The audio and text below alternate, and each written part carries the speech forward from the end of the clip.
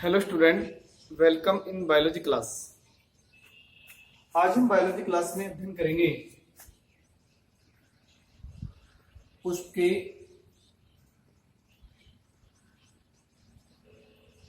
तल एवं सममिति। पुष्प के तल एवं सममिति, सिमेट्री। सममिति क्या है? काट है। सबसे पहले हम बात करेंगे पुष्प में त्रिज्या सममित पुष्प। त्रिज्या सममित पुष्प एक्टिनोमॉर्फिक,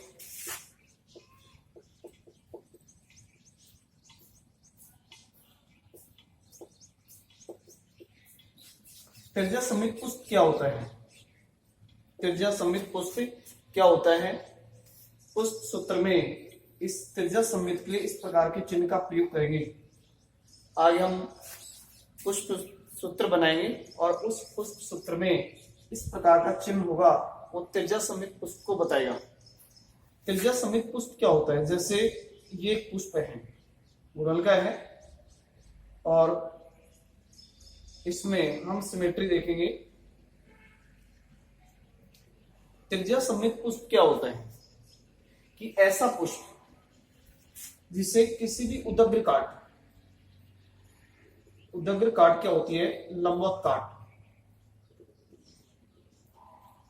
उदग्र काट जैसे हम इस प्रकार से काटें या इस प्रकार से काटें, लेकिन वो काट केंद्र से गुजरनी चाहिए। कि जब किसी पुष्प को किसी भी उदग्र काट के द्वारा दो समान भागों में बांटा जा सके, उसे त्रिज्या सममित पुष्प बोलते हैं। ध्यान रहे, यानी लेकिन वो काट होगी जो केंद्र से गुजरनी चाहिए। चाहे किस प्रकार से भी काटे, चाहे इस प्रकार से काटे, लेकिन वो काट है वो एक प्रकार से केंद्र से गुजरनी चाहिए, उसे त्रिज्या सममित पुष्प के नाम से जानते हैं। आधार एक प्रकार से गुड़हल है। गुड़हल का पुष्प होता है, वो कैसा होता है? त्रिज्या सममित पुष्प होता है। ध्यान रहे, तो त्रिज्या सममित पुष्प क्या होते हैं कि जब किसी पुष्प को किसी भी अक्ष से केंद्र से गुजरती हुई उदग्र काट के द्वारा दो समान भागों में बांटा जा सके, उसे त्रिज्या सममित पुष्प के नाम से जानते हैं। नंबर 2 है एक व्यास सममित। एक व्यास सममित पुष्प। एक व्यास सममित पुष्प, इसके लिए इस प्रकार के चिन्ह का प्रयोग करेंगे, जैगोनोमॉर्फिक। अर्थात एक व्यास सममित पुष्प क्या होते हैं? जैसे एक व्यास सममित पुष्प की बात करें, ये एक पुष्प है, ये मान के चलो, और इसको यदि हम काटें तो इस प्रकार से काटा तो दो बराबर भाग बन गए। अर्थात जब किसी पुष्प को एक ही उदग्र काट के द्वारा, यानी एक ही लंबवत काट के द्वारा दो समान भागों में बांटा जा सके, इस प्रकार से काटेंगे दो समान बराबर भाग नहीं बनेंगे। तो इसका मतलब यह है कि जब किसी पुष्प को एक ही उदग्र काट यानी लंबवत काट के द्वारा दो समान भागों में बांटा जा सके, उसे कहा जाता है एक व्यास सममित पुष्प के नाम से जानते हैं। जैसे मटर है, और मटर के अंदर कैसा पुष्प होता है? एक व्यास सममित पुष्प पाया जाता है। तो ध्यान रहे, एक व्यास सममित क्या होते हैं? केवल एक ही उदग्र काट के द्वारा दो समान भागों में बांटा जा सके। उसके बाद में असममित पुष्प क्या होते हैं? नंबर 3 यदि बात करें, असममित पुष्प। ऐसे पुष्प जिसे किसी भी उदग्र काट के द्वारा दो समान भागों में नहीं बांटा जा सके, उसे कहा जाता है असममित पुष्प के नाम से जानते हैं। एसिमेट्रियल फ्लावर के नाम से जानेंगे। जैसे टेना है, जैसे एक प्रकार से केली बोलते हैं, एक प्रकार से असममित पुष्प होता है, यानी इस पुष्प को किसी भी उदग्र काट के द्वारा दो समान भागों में नहीं बांटा जा सकता है, यानी उसे इस प्रकार से क्या कहा जाता है? असममित पुष्प के नाम से जानते हैं। तो ये पुष्प में समिति दी, उसके बाद में भाई दल की बात करते हैं। सामान्य रूप से भाई दल की बात कर चुके हैं। भाई दल पुंज, कैलिक्स। भाई दल पुंज क्या है ये आप पढ़ भी चुके हैं। यह पुष्प का सबसे बाहरी वह प्रथम चक्र होता है। यह सबसे बाहरी वह प्रथम चक्र होता है। ये एक प्रकार से ये भाई दल है, सबसे बाहरी और प्रथम चक्र है। और जब भाई दलों को सामूहिक रूप से भाई दल पुंज बोलते हैं, और जब ये भाई दल पुंज होते हैं, ये आपस में क्या हो, जुड़े हो, तो उसे कहा जाता है संयुक्त भाई दली। ध्यान रहे, क्या बोलते हैं, संयुक्त भाई दली। कि जब भाई दल क्या हो, आपस में क्या हो, जुड़े हो। पुष्प सूत्र में के का प्रयोग करेंगे। के किसको बताता है, कैलिक्स को बताएगा। अर्थात जब भाई दल आपस में क्या हो, जुड़े हो, तो उन्हें क्या बोलेंगे, संयुक्त भाई दली। और जब भाई दल आपस क्या हो, अलग अलग हो, तो उन्हें कहा जाता है पृथक भाई दली। क्या कहेंगे, पृथक भाई दली के नाम से जानते हैं। अर्थात पुष्प में कभी कभी भाई दल होते हैं, रोम समान संरचना में रूपांतरित हो जाते हैं, जिसे रोमगुच्छ, रोमगुच्छ या पेपस बोलते हैं। पेपस ये किसमें पाया जाता है, गेंदा में होता है। कि भाई दल होते हैं कि जो रोम समान संरचना में क्या हो जाते हैं, रूपांतरित हो जाते हैं, तो उसे रोमगुच्छ या पेपस के नाम से जानते हैं। इसी प्रकार से कोरोला, दलपुंज। दलपुंज क्या है, जिसके बारे में उसकी संरचना में सामान्य रूप से आपको बताया था कि पुष्प का दूसरा चक्र है। अर्थात जब दल एक दूसरे से क्या हो, आपस में जुड़े हो, तो उन्हें कहा जाता है संयुक्त दली। संयुक्त दली बोलते हैं। अर्थात जब अलग अलग हो, तो उन्हें कहा जाता है पृथक दली। पृथक दली बोलेंगे कि जब दल एक दूसरे से क्या हो, अलग अलग, तो उन्हें एक प्रकार से पृथक दली के नाम से जानते हैं। तो ये भाई दलपुंज और दलपुंज की बात है। अब हम बात करते हैं पुष्प दल विन्यास, यानी पुष्प दल विन्यास क्या है। पुष्प दल विन्यास अर्थात पुष्प में दलों की व्यवस्था के क्रम को, अर्थात भाई दलों की व्यवस्था के क्रम को पुष्प दल विन्यास बोलते हैं। कि एक दल का या दूसरे दल से किस प्रकार से पारस्परिक संबंध है, एक भाई दल का दूसरे भाई दल से किस प्रकार पारस्परिक संबंध है, उसे ही एक प्रकार से पुष्प दल विन्यास बोलते हैं। पुष्प दल विन्यास के निम्न प्रकार हैं। जैसे नंबर 1 है कोर स्पर्शी। कोर स्पर्शी,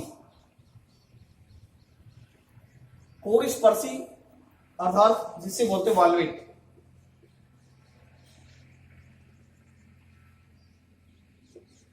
वाल्वेट कोर स्पर्शी क्या होते हैं कि जैसे ये पुष्प दल विन्यास का इसका चिन्ह इस प्रकार से होगा।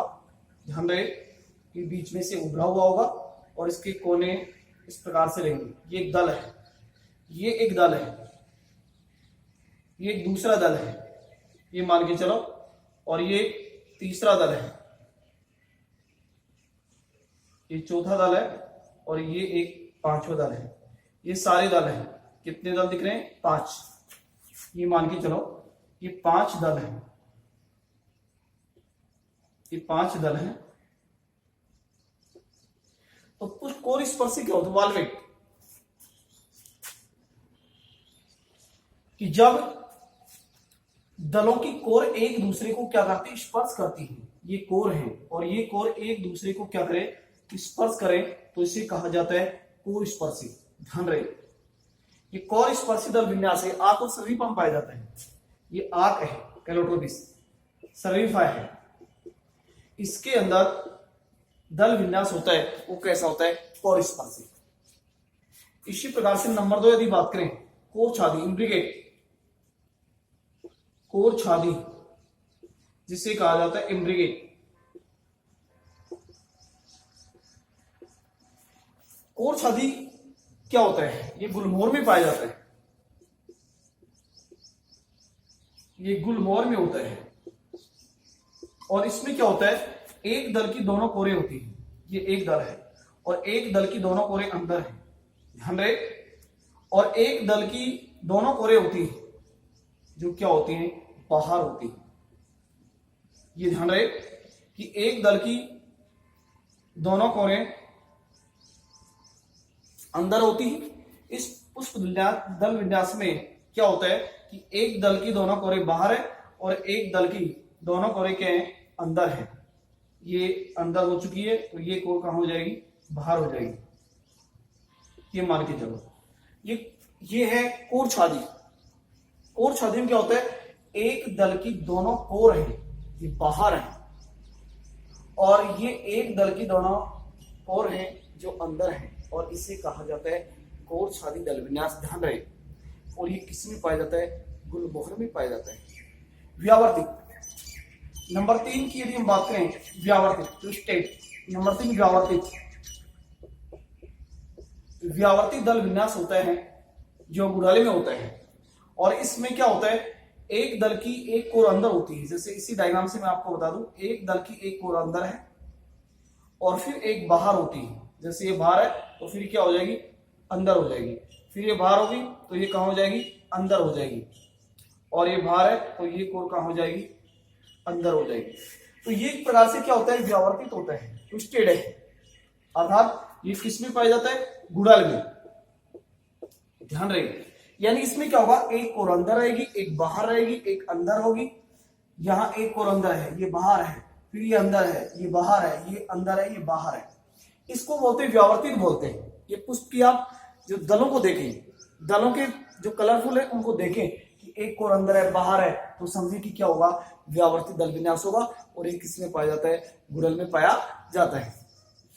इसके बाद में है यानी वैक्जलरी। वैक्जलरी होता है, ध्वजी बोलते हैं। वैक्जलरी है, वैक्जलरी ध्वजी, और ये मटर में होता है, सेम में होता है। इसके अंदर एक दल होता है जो बड़ा है, इस प्रकार से बड़ा होगा। एक दल बड़ा होता है, दो दल क्या होते हैं, छोटे होते हैं।